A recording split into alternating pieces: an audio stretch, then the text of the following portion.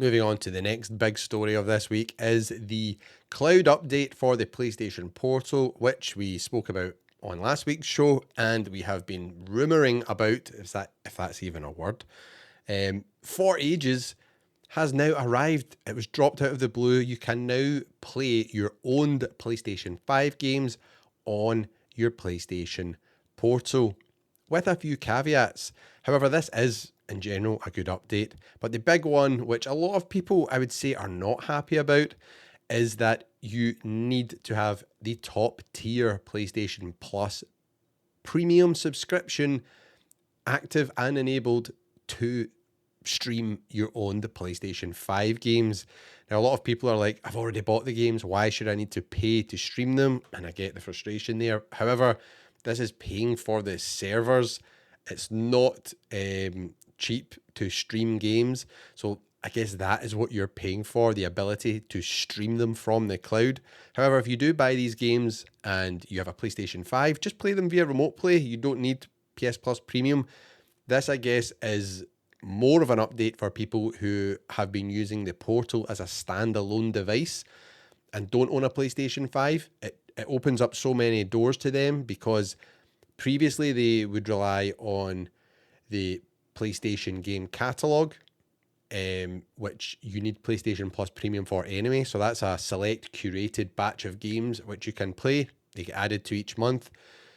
But now you've got the option to buy games. You can scan a QR code on your phone, buy it via the PlayStation app on your phone, and then you can stream the game directly from the cloud. This is good because games that are not included in the PlayStation Plus catalog, like Ghost of Yotai, for example, Spider-Man 2, you could buy them and then play them on your Portal. And this could be massive for games like GTA 6, which we spoke about earlier. Imagine if this was the cheapest entry point to playing GTA 6. As we know, GTA 6 is kind of like a console exclusive when it launches. It's only launching on console.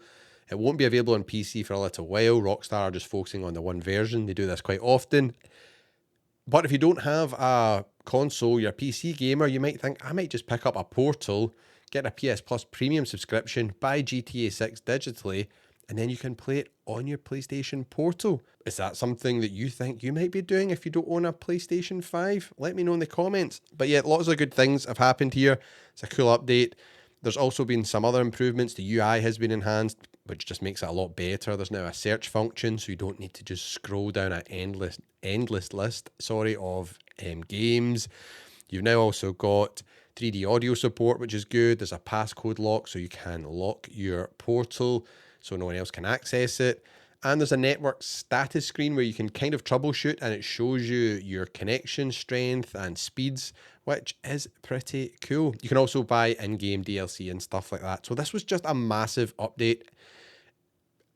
Kind of coincides with the 2-year anniversary of the Portal, which came out in November 2023. Then after 1 year, we got access to the cloud streaming beta, which is this game catalog you can stream some games from.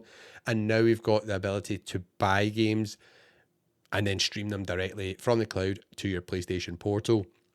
This is really quite huge because remember when the Portal was first launched and everyone was slating it and hating it? Not here on the channel, by the way, we were big fans of it. It was basically a remote play device, so purely an accessory for your PS5. That's not the case now. You can now have a Portal, play your PlayStation games without a PlayStation 5. So very, very good update. Makes me think, where are they going to go next with this update? What would I like to see?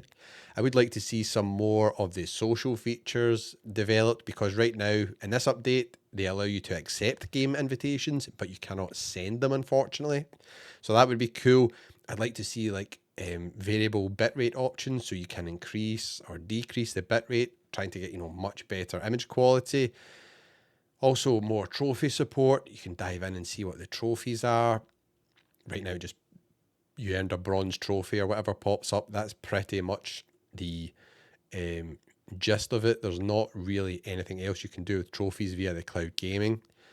Lots of updates that I think they could do in the future, and it will be very cool to see. But a lot of people are a bit peeved that it is locked behind PS Plus Premium. Are you one of those people? Will you be checking it out? Are you checking it out right now? But it is a good batch of games to start off with. It's over 2,800 when you go to the website to check them out. There is a lot of games, a lot of good ones in here, but I've said this on a previous video, there's a lot of just shovelware, a lot of AI slop. I don't know how these games get approved by Sony. One, to get in the store, and then two, to become, an online streamable game. I mean, their games just like total rip-offs. I mean, what is this? This like a knockoff of Flight Simulator? I don't know. Maybe it's not. Maybe it's really good, and maybe I'm ignorant and don't know these things. Arc Raiders recently got added, which was good. A lot of people were asking for that. So they're constantly adding new games to this. They will be updating this over time. 2,800 games we're currently sitting at, 2,840 to be exact. Big games that are not there just now. A lot of the Call of Duty games, none of them are there. The EAFC games are not there. The Battlefield games, so Battlefield 6 and Red Sec, they're not there just now. Battlefield 2042 is there. I know people aren't a big fan of that one.